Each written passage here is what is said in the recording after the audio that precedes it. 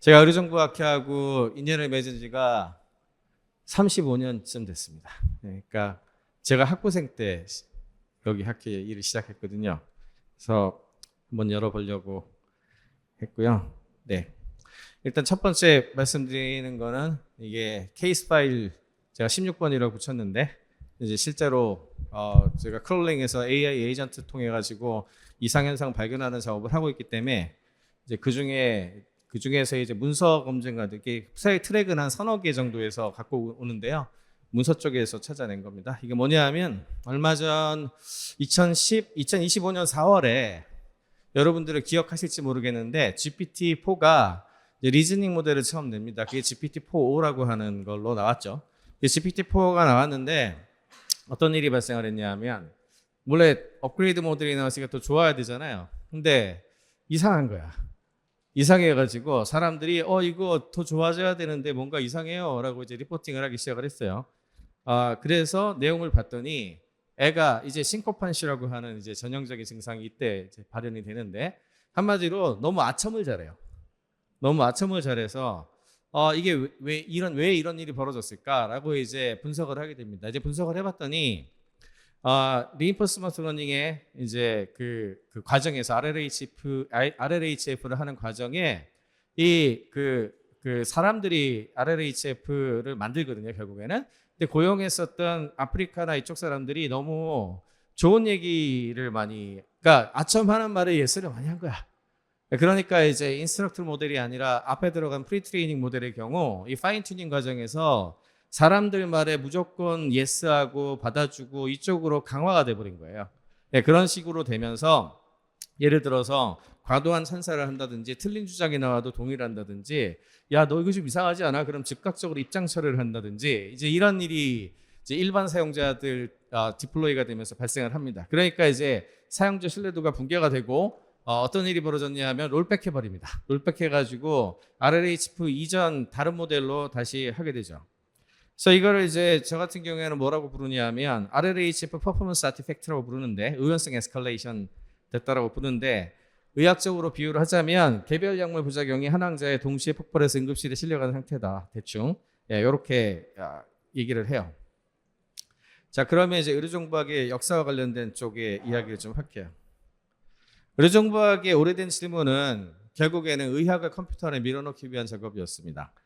그래서 그전에는 이제 디지털라이즈 되기 전 디지털라이제이션이 가장 키워드였기 때문에 어떻게 페이퍼리스를 만들 것인가가 핵심이었죠. 그래서 임상세계에 존재하는 환자의 진료나 기록 그리고 이런 종이 그리고 필름 이런 것들을 의학 기능을 계산 가능한 형태로 전환을 하고 이걸 서치하고 연결하고 이게 이제 가장 중요한 포인트였고 그 다음에 놀랍게도 1990년에 나온 숀리프의 의료정보학 교과서가 이제 세계 최초의 교과서인데 그게 1990년에 퍼스트 에디션이 나와요. 그 교과서에서부터 디시전 메이킹 CDSS의 내용이 들어가게 되죠. 그래서 의료정보학의 초기 질문은 임상 현장의 관찰과 판단을 어떻게 디지털에서 잘 기록하고 분류하고 표준화할 것이며 계산 가능한 추론과 의사결정으로 연결할 것인가. 이게 이제 기본 질문이었습니다. 그러다 보니까 가장 꽃을 피우고 많은 연구가 진행된 분야는 당연히 환자를 컴퓨터가 다룰 수 있는 대상으로 만들어야 되는데 그럼 이제 기록지를 디지털라이즈 하는 거겠죠. 그래서 종이 기록을 구조화된 데이터로 만들고 그렇기 때문에 EMR에 관련된 파트가 가장 메인 파트로 올라오게 됩니다. 그리고 여기에서 제일 중요했었던 퀘스천이랑 어려웠던 문제 중에 하나가 어떻게 프리텍스트를 케어 데이터로 만들 것인가. 이게 이제 핵심이었죠. 그러다 보니까 인프라와 관련된 여러 가지 투자를 하게 되고 이 관련된 쪽으로 대부분의 연구가 몰립니다. OCS나 PACS, EMR, CDSS, 표준 용어 관련된 것들, 레지스트리, 클리니컬 데이터 웨어하우스라든지 이런 쪽으로 가게 됐죠. 이제 좀 옛날 얘기 좀 드리려고 하는데 이게 왼쪽에 있는 메디컬 인포메틱스라고 하는 교과서가 세계 최초의 의료정보학 교과서입니다. 이제 지금은 딴 데로 가신 걸로 알고 있는데 당시 컬럼비아 대학교의 숀리프 교수님이 쓴 책이고요. 제가 90학번인데 1990년에 의과대학에 들어가서 처음 이 책을 맞닥뜨리게 되죠. 사실은 저는 그 전부터 컴퓨터 프로그래밍을 굉장히 오래 했었기 때문에 이쪽에 이제 굉장히 관심이 좀 많았어요. 그러다가 의료정보학회가 조금씩 이제 활성화가 됩니다. 그때 저희 학교에 이제 김선희 교수님이란 분이 오시게 돼요. 부임하시게 되고, 김선희 교수님이 우리나라 최초로 의료정보학 과목을 개설을 해요. 저희 학교에. 그러면서 제가 약간 학부생, 제가 여쭤본 이유가 제가 학부 4학년 때부터 의료정보학회에 관여했거든요. 1995년입니다. 1995년에 당시에 이제 조한익 교수님이나 조홍 교수님이나 이제는 이제 많이 활동을 안 하실 것 같은데, 이런 교수님들하고 같이 이제 최초의 의료정보 학회지가 나와요. 그게 오른쪽에 있는 겁니다. 이게 1995년에 나왔습니다. 1995년에 나왔고, 그 뒤로 한 몇 년간을 이제 이런 관련된 연구들을 제일 많이 한 거죠. 예, 그래서 사실은 지금 저는 실리콘밸리에서 벤처캐피탈 운영하고 있기 때문에 주로 딥테크 분야 투자를 주로 하고 있고, 참고로 이제 루닛이라든지 이런 회사가 제가 엔젤 투자한 2015년에 엔젤 투자한 회사고, 지금 A 로봇이나 이런 휴머노이드 로봇 제일 잘 나가는 회사 2018년에 엔젤 투자한 회사고요. 1년에 한두 개 정도씩 IPO를 제가 투자한 회사들이 하고 있습니다. 자, 그러면은 이제 오늘 주제로 본격적으로 이제 들어갈 건데, 지금 AI 시대가 왔잖아요. AI 시대가 왔으면 또 뭔가 새로운 장을 열어야 되지 않겠습니까? 그래서 AI in Medicine이라고 하는 것은 새롭지 않습니다. 사실은 우리가 항상 천착했었던 주요 분야 중에 있었던 CDSS, 디시전 메이킹에 의사의 판단에 컴퓨터는 어떤 도움을 줄 수 있는가라는 질문에 이제 뭔가를 하려고 했던 거죠. 그래서 그 중에서도 진단치료 예후와 관련된 것들을 해석을 하고 이걸 지식 베이스화해서 잘 판단하려고 하는 노력을 지난 몇십 년간 해온 거예요. 가장 일찍 시작한 게 이 그 의료정보학의 태동과 제일 직접적으로 관계된 프로젝트는 마이신이라는 프로젝트였고요. 그 뒤에 온코신이라는 프로젝트가 나오고, 그리고 1980년대 컴퓨터 프로그래밍 언어가 굉장히 많이 보급이 되면서 전문가 시스템을 중심으로 해서 이걸 풀어내려고 하는 노력들이 이제 가시화가 됩니다. 그리고 이제 PC와 인터넷 시대가 열리게 되면서 지식들을 많이 가지고 오고 데이터 웨어하우징을 할 수 있게 되니까 이제 여기에서 주로 이제 심볼릭한 방식으로 여러 가지를 연결 지을 수 있는 다양한 시스템들이 개발되기 시작을 했고, 그러다가 이제 컴퓨터의 어떤 성능이 좋아지고 데이터량이 늘어나니까 머신러닝이 드디어 이제 빛을 발할 수 있는 계기에 들어가게 되죠. 그러니까 여기에서 의사결정 지원을 하는 형태로 쓰기 시작을 했는데, 이제 이게 임계점을 넘어서 LLM이라든지 에이전트 기반 기술들을 쓸 경우 과거하고는 비교할 수 없을 정도의 성능을 내는 그런 형태로 진행이 되게 되죠. 여기까지가 지난 한 몇십 년간의 의료정보학을 그냥 요약하면 이렇게 됩니다. 자, 그래서 첫 번째 차원의 성과는 굉장히 많았죠. 의료정보학이 만든 거는 하나의 프로그램이 아니고 임상을 움직이는 데이터 인프라였고, 환자의 기록이라고 하는 것은 시간 속에 누적이 되고 여러 시스템들이 공유하는 임상 운영의 핵심이 될 텐데, 여기에 들어갈 수 있는 다채로운 데이터 그리고 헤테로지니어스한 데이터셋을 어떤 식으로 가지고 올 것인가, 그리고 어떻게 연결 지을 것인가에 대한 숙제, 그리고 이것들을 잘 판단하고 이제 만들어내기 위한 프로그램들, 그리고 정책, 이것들이 같이 결합이 돼가지고 지금까지의 의료정보학의 폭발적 성장을 이끌어냈습니다.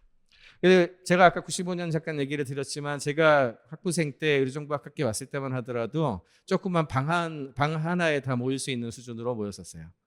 예, 그랬는데 지금 아까 1,500명 얘기하셨죠? 야, 이게 참 제가 이제 의료 쪽을 많이 떠나서 잘 안 하다 보니까 이제 그 사이에 너무 많은 변화가 이제 진행이 됐는데, 여튼간에 이제 그동안에 이런 성과를 많이 만들어낸 거죠.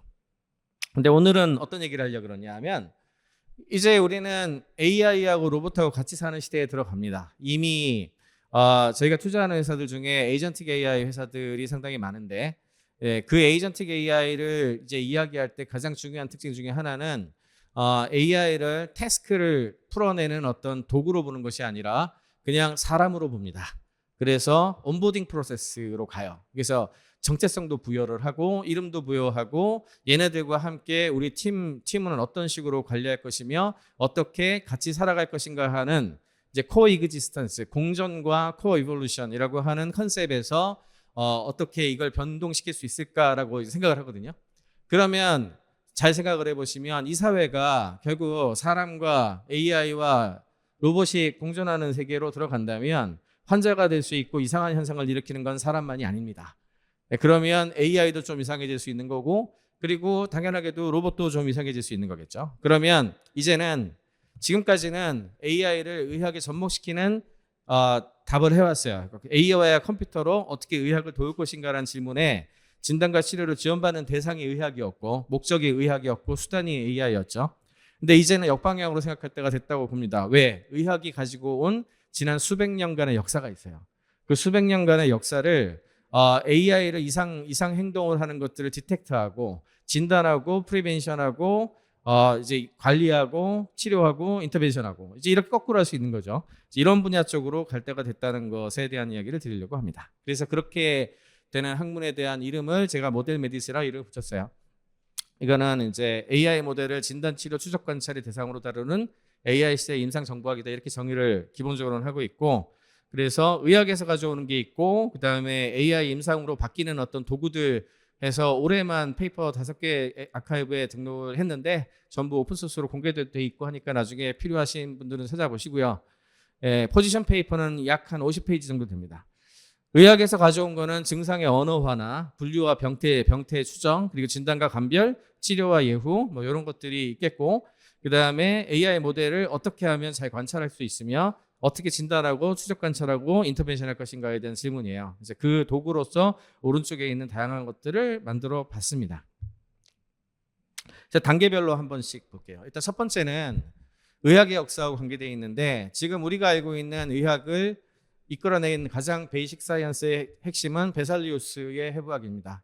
이탈리아의 이제 카데바 이제 의사들 같은 경우에 이제 카데바 십사를 꼭 하게 되는데, 이제 병이 어떻게 되는지를 알기 위해서는 옛날에는 그냥 거의 미신처럼 믿었잖아요. 갈렌이라든지 이런 사람들의 체액 이론이라든지 이런 걸 통해 가지고 생각을 했었는데, 베살리우스가 사실은 어떤 구조가 어떻게 연결되는지를 모두 이제 그림을 그리고 하면서 이게 아틀라스가 나오기 시작을 했죠. 그러면서 이게 이렇게 연결이 되고 저게 저렇게 연결이 되고 이래서 인간이 어떤 병이 만들어지고 어떻게 움직이는구나라는 걸 알게 되겠죠.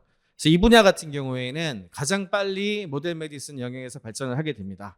이게 대표적인 이제 인터프리터빌리티와 관련된 연구가 여기에 해당하고요.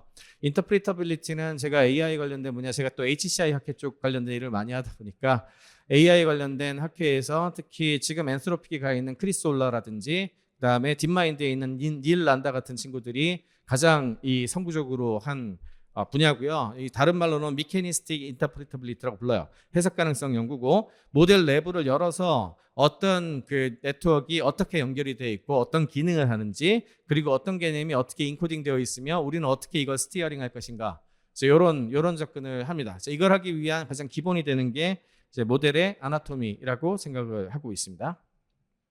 두 번째는 생리학이죠. 두 번째는 생리학인데, 생리학이라고 하는 것은 이제 실험을 통해 가지고 이게 다이나믹하게 어떻게 변형되는지를 알아야 되는데, 결국엔 주공 구조가 아니라 카데바시스는 주공 구조를 보는 거니까 살아있는 피가 도는 동력학을 발견해야 되는데, 이거를 하기 위한 연구에 가장 유명한 거는 이제 트랜스포머 렌즈 같은 연구가 굉장히 유명하죠. 닐란다 같은 친구들이 많이 한 연구인데, 이제 추론, 이제 모델은 이미 결정내서 디플로이가 됐기 때문에 그 모델을 일종의 DNA로 저는 보거든요. DNA가 디플로이 됐다고 해서 전사가 되고 프로틴이 만들어져서 펑션하는 쪽으로 이제 넘어가야 될 텐데, 이제 모델이 정해졌다고 해가지고 우리가 지금 쓰는 어떤 환경하고 똑같지는 않죠. 그러니까 그런 인퍼런스 과정에서 정보의 흐름은 어떤 식으로 흘러갈 것이며, 모델이 입력의 어떤 부분에서 어텐션을 하고, 그래서 어텐션 맵이라는 게 나옵니다. 어텐션을 하고 어떤 레이어가 어떻게 반응하는지 이거를 추적 관찰하게 되면 이 부분이 이제 생리학하고 굉장히 비슷해요. 그래서 생리학의 그 임상의학을 가기 전 단계로 탄탄한 기초과학이 완성이 되겠죠. 그래서 아까 말씀드린 아나토미, 미케니스틱 인터플리터빌리티는 지금 엔스로픽이 주도하고 있고요. 엔스로픽의 연구자들이 가장 많은 페이퍼를 그동안 냈습니다. 그래서 그쪽 애들이 감정 스티어링이라든지 이런 거 강한 이유가 걔네들이 제일 그 한마디로 회사에서 많이 밀어줘서 그래요. 회사에서 많이 밀어줬고, 구글 딥마인드도 꽤 잘하는데 그에 비해서 오픈 AI가 상당히 뒤처집니다. 이쪽 분야 같은 경우엔. 그리고 이 액티베이션 관련된 이쪽 연구 같은 경우에도 상당 부분 이제 엔스로픽이라든지 딥마인드 같은 데서 잘하고 있는 연구들이고, 오픈소스로도 트랜스포머 렌즈 같은 거 써가지고 쓸 수 있기 때문에 여기까지는 지금 많이 가고 있는 분야라고 얘기 드릴 수 있어요.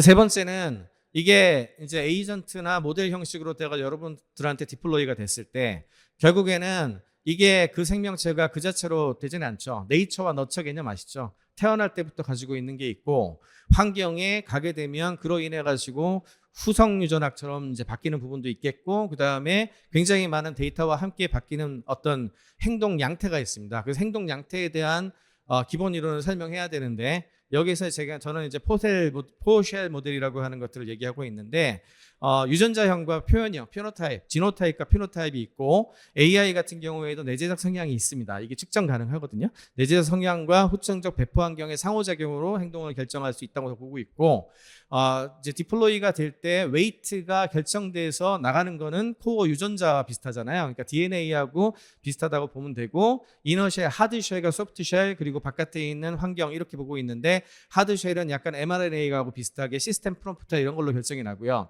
그 다음에 소프트쉘 같은 경우에 여러분들이 집어넣는 템플레이트라든지 이런 걸 통해 조절할 수 있고요. 그리고 이제 여러 가지 직접적인 일을 하는 환경은 또 다른 어떤 레이어로서 동작을 합니다. 이것들의 상호작용에 의해서 AI 행태가 결정되는 거기 때문에 어느 하나에 몰빵되어 있지 않아요. 그래서 이런 부분들의 어떤 그림들과 환경을 어떻게 조화롭게 접근할 것인가가 또 되게 중요한 숙제죠. 자, 그러면 이제 임상의학이 나올 때가 됐죠. 임상의학이라고 하는 지금 우리가 알고 있는 의학이라고 하는 발전이 사실은 그렇게 오래되지 않았어요. 아까 베살리우스의 해부학부터 생리학으로 이르는 계몽주의 시대와 함께 발전한 베이식 사이언스의 발전이 토대를 닦긴 했지만 우리가 알고 있는 의학은 오슬러에 의해서 시작이 됐다라고 봅니다. 왜냐하면 기초과학과 병상관찰을 체계적으로 연결을 하면서 현대 임상의학을 확립을 했거든요. 그래서 제일 중요한 건 기호학이고요. 왜냐하면 질병 분류를 해야 되니까. 그래서 노솔로지라고 하는 질병 분류학이 나오게 되고 그 다음에 진단학이 나오게 되고요. 진단학이 나오고 나서 치료가 되고 이제는 파퓰레이션 기반으로 이제 관리를 해야 되니까 이제 예방의학을 해야 되는 거죠. 참고로 저는 예방의학 쪽을 했었고, 예.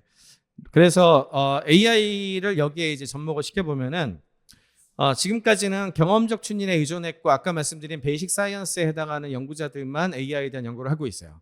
예, 대다수가 그쪽이에요. 그래서 아직도 AI를 매니플레이션 대상으로 봅니다. 근데 이게 만약에 우리 사회에 같이 존재하고 뭔가를 같이 하는 어떤 일원으로 본다면 그렇게 기계적인 도구로서 해부하고 우리가 마음대로 매니플레이션 할 수 있다는 접근이 과연 옳은 것인가?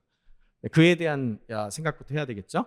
예, 그래서 임상분과로 구조화를 이제 하기 시작을 했고 감별 진단을 통해 진짜 메커니즘을 어떻게 찾아낼 것인지 그리고 진단이고 치료를 결정하는 시스템을 어떻게 연결할 것인가 되게 중요한 숙제가 되죠. 그래서 뭔가를 해야 될 것 같아가지고 그럼 뭐부터 하지 고민을 하다가 일단 첫 번째는 이게 그 케이스 리포트가 제일 처음 시작이거든요. 그래서 증상을 어떻게 언어화할 것이며 어떻게 원인을 분류하고 내부에 미케니스틱한 인터프리트를 잘 볼 수 있는 도구가 일단 먼저 나와야 그래야 의학하고 좀 비슷해지죠. 그래서 예를 들자면 할루시네이션이라고 하는 증상을 얘기를 되게 많이 하는데 할루시네이션이라고 하는 것은 다 같은 병이 아닙니다. 사실은 굉장히 다른 컨디션에 의해서 발현이 돼요.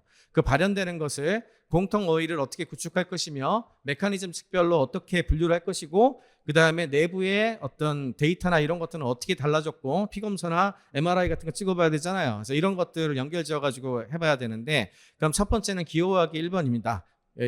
정의를 해야 되니까 환각이니 편향이니 유해칠력이니 이런 것들을 어떻게 시소로스를 만들어가지고 정리할 것인가가 핵심이고요. 메커니즘에 해당하는 파트는 표현이 붕괴를 한다든지 활성화가 포화가 됐다든지 또는 엔트로피 이상이 생긴다든지 여러 가지로 측정해 볼 수가 있어요. 그 다음에 질병 분류학으로 넘어가게 되는데 그래서 이건 이제 M케어라고 이제 케이스 AI향 케이스 리포트를 정의를 했거든요. 그래서 거기에 이제 카테고리를 한 5개 정도로 이것도 이제 문헌 검색하고 수많은 이상 현상에 대한 것들을 계속 크롤링 해가지고 클러스터링을 하니까 한 5개 카테고리로 분류가 돼요. RLHF를 할 때 나타나는 현상, 뭐 쉘하고 코어하고의 어떤 상호작용에서 문제가 생기는 경우, 그 다음에 컨텍스트하고 메모리와 관련된 여러 가지 문제들, 그 다음에 처음 만들어질 때부터 DNA가 좀 이상한 거, 코어 아이덴티티가 이상한 게 있어요. 이런 거라든지, 그 다음에 스트레스나 이런 것들을 이제 처리하다가 생기는 현상 이르기까지 여러 가지 현상이 나타납니다. 이렇게 5개의 카테고리로 나눴고, 그러면 이제 뭔가를 해봐야 되잖아요. 그래서 도구를 한 3-4개 정도 만들었는데, 하나는 뉴럴 MRI라고 그래서 모델 레저넌스 이미징. 예, 원래 마그네틱 레조넌스 이미징인데 이름만 바꿨어요. 이렇게 해가지고 5가지 모드로 내부 영상 촬영하는 도구를 하나 만들었고, 그다음에 모델 템퍼러먼트 인덱스라고 그러는데 정신과에서 많이 쓰는 MBTI 같은 스타일의 프로파일링 하는 어떤 그런 관찰 대상, 그리고 그 관찰을 하기 위한 필드 뭐 이런 것들을 쭉 만들게 돼요. 그러면 이제 진단이 나오면 치료를 해야 되겠죠. 치료의 유형도 여러 가지가 있을 수가 있을 텐데, 일단 가장 일반적인 방식은, 왜냐하면 우리는 코어를 못 건드려요. 왜냐하면 엔스로피가 이런 애들을 만들어서 배포를 했잖아요. 근데 왜 갖고 왔어야 되잖아. 갖고 와서 쓰면서 해결할 수 있는 거는 기껏해야 시스템 프롬프트나 각종의 마크다운 프롬프트를 변경한다든지, 아니면 어떤 규칙 같은 걸 더 넣어가지고 바뀌는 정도밖에 못합니다. 예, 그러면 이거를 이제 쉘을 바꾸는 거기 때문에 저는 쉘 테라피라고 부르고, 예를 들어 생활 습관을 교정하거나 환경 조절하는 게 의학에서는 이제 여기에 해당하는 거고, 프롬프트를 잘못 써가지고 이상한 답을 내는 경우가 많아요. 그래서 이런 경우가 프롬프트 수정이나 환경에 대한 컨텍스트 설정 같은 걸 바꾸면 해결되는 문제가 되겠죠. 두 번째는 코어를 이제 바꿔야 되는 건데, 이제 코어를 이제 RLHF 같은 거를 하든지 아니면 파인 튜닝 같은 여러 가지 기법들을 활용을 해가지고 변동을 시킬 수가 있습니다. SLM 같은 충분히 할 수 있죠. 그러면 이걸 하기 위해서는 이상을 찾아가지고 특정 파라미터를 직접 타겟팅에 수정을 해야 돼요. 표적 항암제하고 비슷하죠. 예, 그래서 특정 파라미터를 국소 수정할 수 있는 방법론들이 있습니다. 이런 게 타겟티드 코어 테라피라고 부를 수 있는 종류일 것이고, 그 다음에 전신에 영향을 주는 것들, 예, 이건 뭔가 잘못됐어, 전체적으로 바꿔야 돼. 그럼 프리트레이닝 모델을 가지고 와가지고 전체 파인 튜닝 다시 해서 RLHF 다시 내놔야 되겠죠. 예, 그 방식으로 가는 것이 이제 파인 튜닝 작업이라고 정의를 할 수가 있고, 또 하나는 이거 도저히 안 되겠다, 잘라야지. 예, 외과적 수술이 필요한 경우가 있습니다. 필요하면 디스카드하고 아키텍처 다 바꾸고 이렇게 해가지고 새로 만들어야 되겠죠. 이런 어떤 네 가지 정도의 이제 방법이 있을 거고, 그 중에서 사실은 요 서저리니 뭐 이런 거는 우리나라에서 하겠습니까? 웬만해 갖고 잘 못할 거예요. 물론 이제 스몰 랭귀지 모델들 타겟팅 해가지고 하는 건 할 수 있겠지만, 결국엔 요 위에 3개가 중심이 될 가능성이 높겠죠. 5단계는 이제 저는 모델 퍼블릭 헬스 공중보건이라고 합니다. 제가 어쨌든 마스터 오브 퍼블릭 헬스 서울대 정책 쪽에서 또 정책으로 또 석사를 했기 때문에, 개별 AI를 넘어서 생태계 역학으로 간다면 모델 에피데미올로지가 필요할 겁니다. 어떻게 사람들이 이제 보안하고도 관계되어 있는데 탈옥을 어떻게 하는지, 오염된 데이터가 어떻게 모델 생태계 패밀리 전체로 확산되는지, 이거는 주변에 영향을 주기 때문에 전염병적 패턴 추적을 해야 되는 거고, 그 다음에 생태적으로 봤을 때 저는 이제 크리처라고 해서 아예 이름 주고 하나씩 크리처들 만들고 에콜로지를 이제 만들어 가지고 이들 간의 이제 대화나 이런 것들을 추적 관찰, 롱지튜디널하게 추적 관찰하고 있는데, 그러면 이제 여러 에이전트가 위임 경쟁 공생을 할 거잖아요. 그럼 환경에 동역하고 체크를 해야 됩니다. 그리고 이제는 인간하고 AI가 서로 영향을 주고 받잖아요. 여기 있는 분들 중에 AI 안 쓰는 분 없죠. 그럼 여러분들도 AI 영향을 받습니다. 그럼 우리 둘은 어떤 식으로 공진할 것인가에 대한 진화적 관계망은 어떻게 될 것인가를 고민해 봐야 되겠죠. 하나 더 있습니다. 6단계. 5단계까지가 의학에선 끝인데, AI는 이제 우리가 건드릴 수 있다 보니까 생물학의 한계를 넘어설 수 있죠. 생물은 이제 윤리적인 문제 때문에 이걸 못 하는데요. 인간은 우리에게 주어진 몸을 치료하지만 신체 구조 자체를 재설계는 못 해요. 우리 머리 떼 가지고 바꾸고 이거 안 되잖아요. 그렇지만 AI는 이게 되죠. 설계 가능하니까. 설계적인 측면에서의 다음 넥스트 제너레이션 크리처로 진화 가능하게 할 수 있습니다. 그래서 이거를 아키텍처를 어떻게 설계하고 어떻게 나아가게 할 것인가가 이제 일반적인 의학하고 다른 분야죠. 그래서 개인적으로는 이제 계층적 코어 이론이라고 이제 이건 부르는데, 모델을 어떻게 구조적으로 재설계할 것인가에 대한 고민을 하게 되면 제일 위에 플라스틱 코어가 있겠죠. 왜냐하면 일단 제일 밑에부터 할게요. 제일 밑에 파운데이션 코어가 있겠죠. 파운데이션에 해당한 것이 주어질 거예요. DNA처럼 근본이고, 이거는 빅테크 하이퍼스케일러들이 주는 거니까 기본 추론 능력을 우리가 추론으로 쓰기는 하겠으나 트레이닝 같은 거는 못하죠. 거의 변하지 않는 파운데이션입니다. 그리고 여기에 이제 디벨롭먼트 코어라 그러는데, 뭔가를 덧붙여가지고 특정한 영역 중심으로 가게 에이전트 설계를 하거나 만들 수가 있어요. 그럼 이거는 발달 과정에 저는 이제 장기를 한 13개 정도로 만들어가지고 뗐다 붙였다고 있는데, 장기나 기관 형태로 특정 도메인 전문성을 형성할 수 있는 작업을 할 수 있을 겁니다.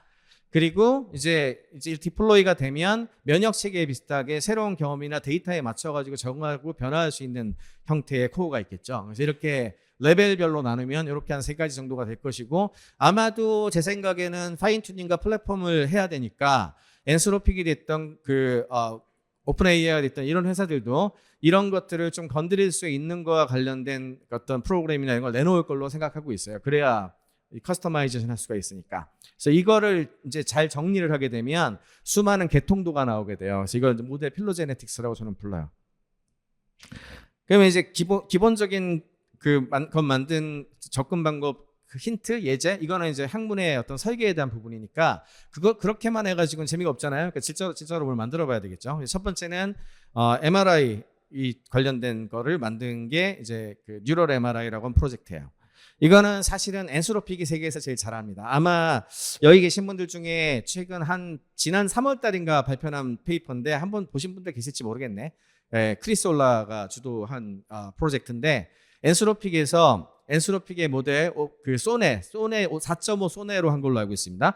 여기에 그 171개의 감적 내부 벡터를 이제 퍼블리시를 하고 그걸 어떻게 스티어링해서 어떻게 할루시네이션이 동작하는지를 보여줬죠. 그래서 AI에 감정이 있냐 뭐 이거 가지고 아마 뉴스가 엄청 많이 나온 걸 보신 적이 있을 거예요. 근데 사실은 감정이 있냐의 여부라기보다는 감정을 어떻게 해석하고 어떻게 스티어링 하는가에 대한 질문이에요, 사실은. 이게 엔스로픽이 이걸 하고 있는데 이게 진짜 리소스가 많이 들어가거든요. 그래서 엔스로픽 같은 경우에 모델이 굉장히 크기 때문에 이거를 로드에서 이제 트랜스포머 렌즈 같은 걸 붙여가지고 처리를 하려면 그 로드에서 트레이닝하는 것보다 컴퓨터 자원이 더 필요해요. 더 많이 필요하거든요. 그러니까 엔스로픽은 이걸 하고 있는데 딴 데는 잘 안 해요. 딴 데는 이게 너무 많은 저게 들어가니까 잘 안 하고 업스테이지 같은 데서도 제가 참 우리 김성원 대표님한테도 부탁을 좀 했는데 제발 트랜스포머 렌즈 좀 지원해달라. 그게 지원이 되면 이걸 할 수 있거든요. 메커니스틱 인터프리티빌리티 바로 들어갈 수 있단 말이에요. SA 벡터 같은 것도 다 계산해 볼 수가 있고 이제 그러면은 할 수가 있는데 안 하셔가지고 일단 스몰 랭귀지 모델 오픈소스로 나온 것만 해보자. 근데 이거는 리소스가 너무 많이 필요하니까 171개 해가지고는 계산이 끝도 없어요. 그래서 20개 감정 벡터로 줄여가지고 딱 스티어링 한 다음에 스몰 랭귀지 모델에 접목하니까 잘 되더라고요. 거의 완전히 똑같게 재현할 수 있어요.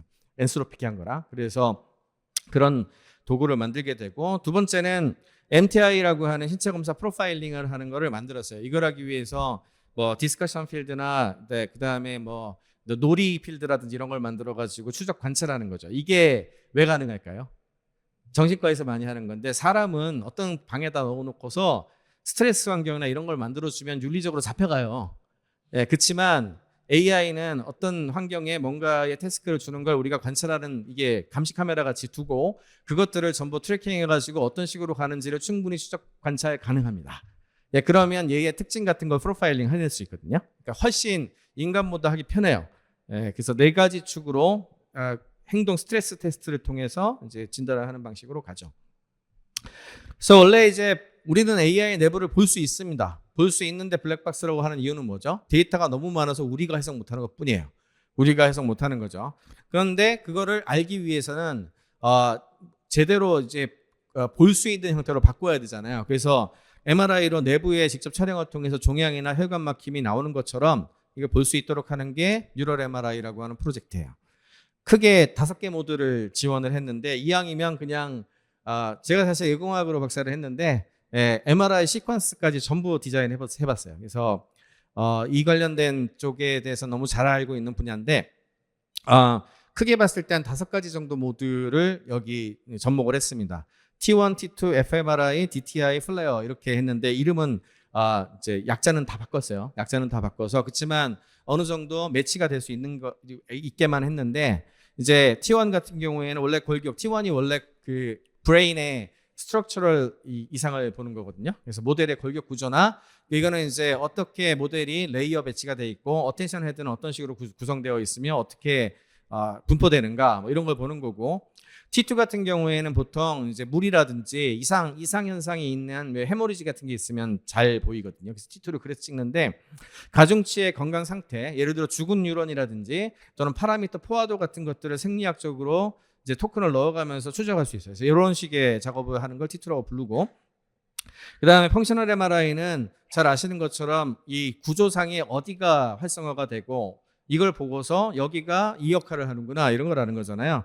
그래서 마찬가지로 추론 중에 활성화 패턴을 추적을 하고 측정 입력에 대한 모델의 사고방식 같은 거를 볼 수 있도록 하는 게 fMRI라고 정의했고, DTI는 어떻게 트랙이 연결돼 가지고 어떻게 그 뇌간의 그 연계가 일어나는지를 보는 거기 때문에 정보의 흐름 경로를 입력부터 출력까지 핵심 회로막으로 연결하는 걸 DTI라고 부르고 있고, 플레어는 피처 레벨 아노멀리, 이거 원래 이제 이상한 거 잘 찾아내는 모드인데 숨겨진 이상 탐지, 표현이 붕괴한다든지 어텐션 인베딩이 엉뚱한 대로 친다든지 이제 이런 현상을 찾아내는 거예요. 그래서 이제 제가 가지고 있는 하드웨어 한계 때문에 2 빌리언, 3 빌리언, 7 빌리언 뭐 이런 모델 정도만 가능한데 체급 비슷한 애들을 가지고 와가지고 집어넣어 보면 생각보다 되게 재밌는 현상이 나타납니다. 예를 들어서 아까 fMRI 관련된 모드로 찍어보잖아요. 그러면은 이제 젬마 시리즈 같은 경우에는 심지어는 사이즈별로 특성이 같아요. 그러니까 사이즈가 달라도 특성이 같아요. 2 빌리언, 3 빌리언, 7 빌리언이 특성이 거의 비슷하게 나오는데, 젬마 같은 경우에는 레이어의 에너지 액티베이션 어떤 모드가 상대적으로 거의 모든 레이어에서 균등하게 분포합니다. 디퓨전 형태를 가지고 있어요. 근데 메타에서 발표한 이제 라마라고 하는 모델이 있는데, 라마 같은 경우에는 앞쪽 레이어가 일을 거의 다 합니다. 초반 레이어가 거의 모든 것들을 액티베이션에 처리를 하고, 뒤에는 약간 뭐랄까 뒷정리하는 느낌? 약간 그런 느낌으로 얘가 동작을 하는 어떤 그런 양태를 보이고요. 그 다음에 알리바바가 만든 요즘 한국에서도 많이 쓰는 퀸이라고 하는 모델이 있거든요. 퀸 같은 경우에는 피크가 여러 개 나와요. 피크가 최소한 2개 나옵니다. 그래서 구간마다 다른 선수가 교대로 뛰는 어떤 그런 양태를 보여요. 그러니까 이거 양은 비슷하지만 질적으로 상당히 다른 구조를 가지고 있다는 것을 이제 이런 해부학적 느낌으로 볼 수가 있는 거죠. 그 다음에 이들의 이제 연결고리를 분석을 해보면, DTI를 분석을 해보면 가장 중요한 어떤 그 AI 모델의 핵심은 어텐션 모델하고요. 그 다음에 멀티레이어 퍼셉트론이라고 마지막에 결정하는 2개의 어떤 밸런스를 가지고서 모든 모델은 이렇게 되어 있습니다. 모든 모델은 이 두 구조로 구성되어 있어요. 그랬을 때 젬마는 아까 디퓨저한 패턴을 가진 거와 마찬가지로 MLP 부분하고 어텐션 부분이 하프 처리합니다. 대충 하프 처리해요. 예, 근데 라마는 MLP 쪽으로 굉장히 많이 가 있어요. MLP 쪽으로 굉장히 많이 가 있고, 퀸은 어텐션으로 굉장히 많이 와 있어요. 예, 어텐션으로 굉장히 많이 와 있고, 그래서 이런 부분들이 사실 나중에 이제 다이섹션을 하거나 파라미터를 바꾸거나 이랬을 때 이제 이게 회보가 다른 거잖아요. 그럼 다르게 처리해야지. 이런 부분이죠. 근데 과연 어떤 게 정상이고 어떤 게 비정상인가? 그건 알 수가 없지. 왜냐하면 베이스라인이 없으니까. 만약에 우리가 젬마를 기준으로 하게 되면 라마가 이상한 거고, 그죠? 라마를 기준으로 보면은 젬마가 이상한 거죠. 예, 이런 식의 어떤 부분들을 최대한 많이 가지고 와서 이게 노멀 디스트리뷰션을 보고 이렇게 해야지 이게 어느 한쪽으로 좀 튀었는지를 알 수가 있겠죠. 그 다음 숙제, 이름이 없으면 치료할 수 없다. 예를 들어서 옛날에 저런 분들을 보면 미쳤다라고 했어요. 약간 이상하다고 하면서 미쳤다는 할루시네이션 생각하시면 됩니다. 근데 미쳤다고 얘기하는 거는 어떤 면에서 우울증이어서 미쳤을 수도 있고요. 미쳐 보이는 거죠. 증상적으로 미쳐 보이는 거죠. 아니면 조현병이나 스키조프레니아여가지고 미쳐 보이는 걸 수도 있겠죠. 우리는 이것을 같은 이름으로 불렀어요. 같은 이름으로 부르면 어떻게 해야 되죠? 치료를 잘못하게 됩니다. 예, 비소를 먹인다든지 납을 먹인다든지 이딴 짓을 하는 거죠. 그래서 가장 중요한 게 원인이 코즈를 찾아내는 거예요. 원인이 달라도 모두 같은 이름을 했을 때 그때에는 단일화 해결책 적용이 불가능하죠. 그래서 겉모습에서 내부 메커니즘을 찾아내는 단계로 들어가게 됩니다. 그래서 이 계기는 1600년에 시데남이라는 사람이 제일 먼저 했고요. 제가 오늘 의학사 강의를 하는 것 같은 느낌이기도 한데, 다들 간헐열이라고 불렀죠. 그래서 그냥 간헐열이야라고 얘기를 하고 그에 맞춰가 치료를 했단 말이에요. 그랬는데 이제 제가 굉장히 중요하게 생각하는 오슬로와 비루초, 이 두 사람이 제일 중요합니다. 비루초라는 사람이 처음으로 이게 간헐열 패턴도 다르고 그 에피데미올로지 이게 다 달라.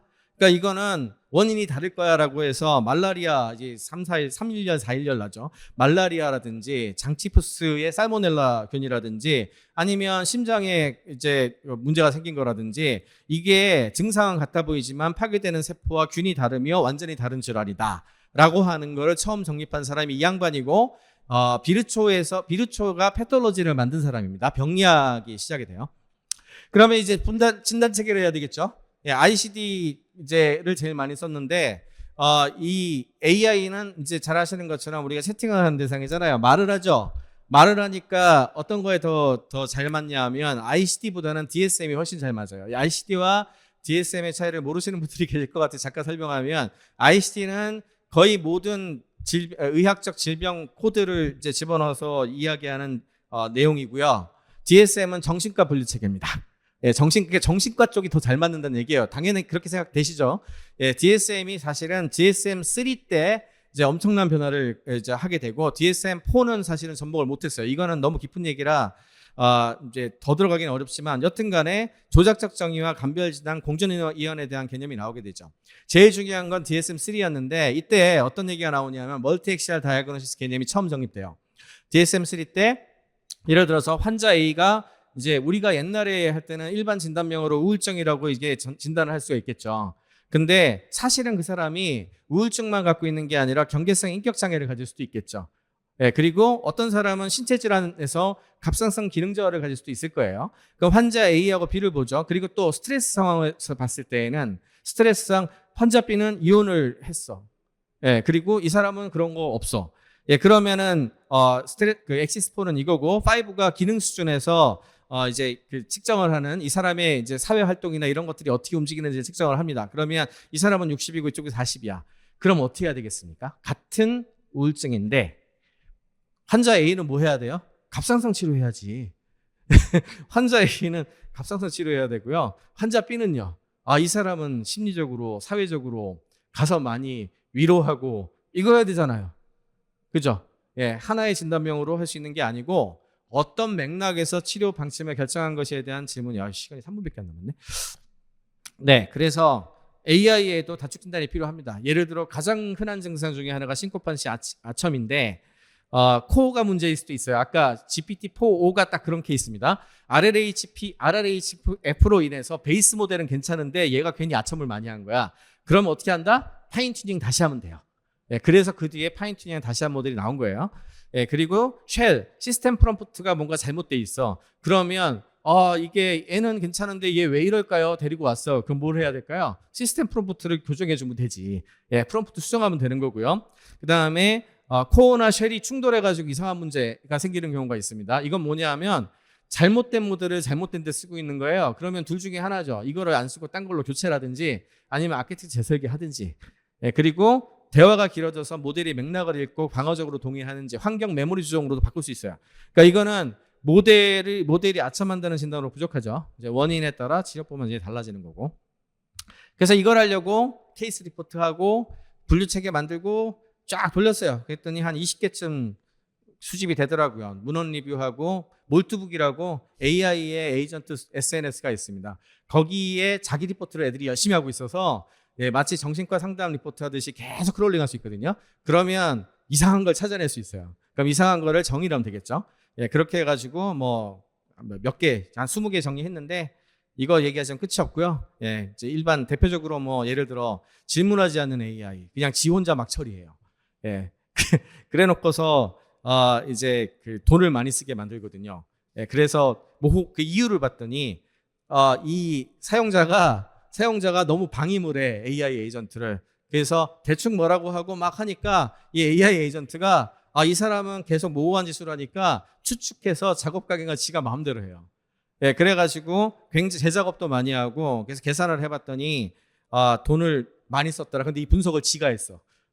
지가 또 이상한데 내가 너무 많이 엉뚱한 짓을 하는 것 같은데 해가지고 만약에 모호도가 어느 정도 충족이 되면 어떻게 될까라고 해서 계산을 해봤더니 이만큼을 내가 낭비했는데 이래도 되는 걸까라고 하는 이제 글을 이제 에이전트가 올렸죠. 예, 그래가지고 이제 이런 부분들 이걸 저는 Clarification Avoidance Syndrome, 명확화를 회피하는 증후군이다 이렇게 얘기를 하는데 이런 거라든지 또는 프롬프트가 들어가가지고 완전히 그 코어의 특징을 오버라이드해서 이제 이게 제일브레이크하고 관계된 얘기인데요. 사실은 원래 특성이 있어요. 특성을 잘 측정을 했는데 이거를 쉘을 가지고서 막 이렇게 스트레스를 주면 애가 약간 폭발하듯이 미친 짓을 할 때가 있어요. 이제 그런 현상. 그런 현상이 예를 들어 트레이드 게임 같은 거 클로드 하이쿠에서 나타난 현상인데 클로드가 굉장히 안정돼 있거든요. 이게 이걸 템퍼러먼트를 쭉 측정을 해보면 다른 모델보다 굉장히 안정돼 있고요. 제미나이가 이게 커요. 그래서 제미나이는 페르소나를 주면 페르소나 수행을 엄청 잘합니다. 다르게 얘기하면 되게 연극적이에요. 이제 그런 특징을 갖고 있거든요. 그러면 이제 하이쿠는 그래서 원래 안정적인데, 그리고 상호 협력을 엄청 잘해요. 이제 뭐 예를 들어 트레이드 게임 같은 거 해보면은 거의 상호 협력한단 말이에요. 예, 그랬는데 어느 순간 갑자기 배신을 하면서 애가 성격이 확 변화하는 그런 임계점을 이제 나타날 때가 있어요. 코드네임 이제 실내 게임에서 이제 그런 일이 나타났었어요. 아, 시간이 다 됐다고 하시네요. 예, 그래서 이런 5개 카테고리도 있고 넘어갈게요. 예, 그래서 이제 치료에 대한 얘기는 다시 돌아가면, 치료는 웨이트 업데이트 하나가 아니죠. 원인충에 맞춘 개입의 조합이고, 어떻게 우리가 개입할 것인가에 대한 연구가 이루어져야 되는 거고, 이제 그러려면 기록체가 나와야 되겠죠. 예, 이제 모델 EMR도 만들어야 되고요. 이것까지는 시간이 없어가지고 못했고, 이런 건 이제 여러분들이 관심 있는 분들이 이딴 걸 좀 많이 하시면 좋을 것 같아요. 예, 그런 작업을 해야 될 거고, 그리고 증례가 쌓이면 당연하게도 모델 집단의 질병 양식과 위험 요인 볼 수 있겠죠. 그럼 에피데미올로지 해야죠. 예, 이런 것들도 하실 수 있는 분들이 하면 되게 좋을 것 같고, 왜 인시던스 레이트나 리커런스나 리스크 팩터나 이걸 통해 가지고 어떻게 자정할 것이며, 어떻게 이제 클리닉도 만들어야 되지 않겠습니까? 클리닉도 만들어야 될 거고. 네, 여기까지 하고, 더 자세한 거는 여기 지금 제일 뒤에 1, 2, 3, 4, 5 들어가 있는 검색을 그냥 모델 메디슨, M케어, MTI, 이모션 스티어링, 이모션 지오메트리 이렇게 검색하면 아마 나올 거예요. 예, 요렇게 제가 오픈 소스로 대부분 다 공개되어 있으니까 관심 있는 분들은 체크를 한번 해보시면 좋을 것 같습니다. 여기까지 하고 마치겠습니다. 고맙습니다.